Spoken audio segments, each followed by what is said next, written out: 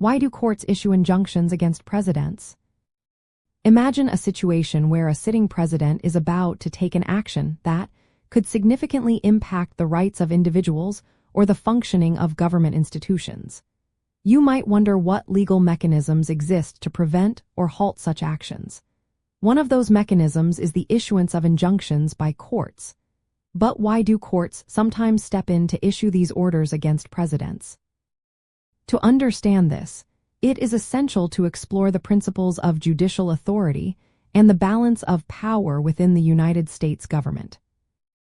Injunctions are court orders that requiring a party to do or refrain from doing specific acts.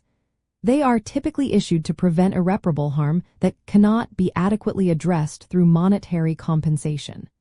When it comes to presidents, courts may issue injunctions to ensure that executive actions comply with constitutional and statutory limits.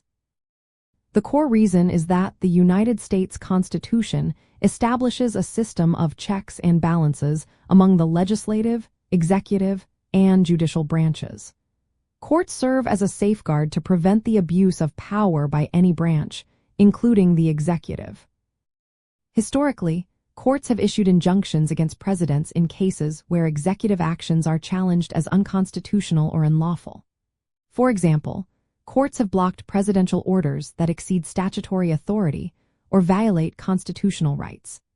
An example includes court rulings that have temporarily halted executive orders on immigration or environmental regulations when they were deemed to overreach presidential powers or infringe on individual rights.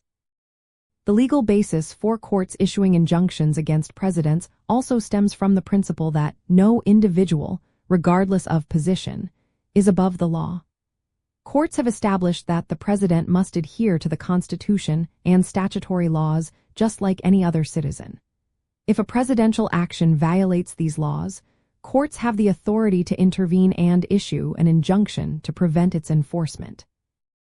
Additionally, courts may issue injunctions to protect the rights of third parties or the public interest. For instance, if a presidential order threatens to cause widespread harm or violate constitutional protections, courts can step in to prevent such harm until a full legal review is conducted.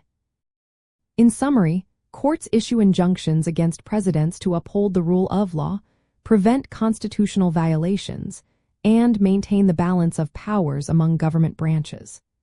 These legal actions serve as a vital check on executive authority, ensuring that presidential actions remain within the bounds set by the Constitution and laws of the United States.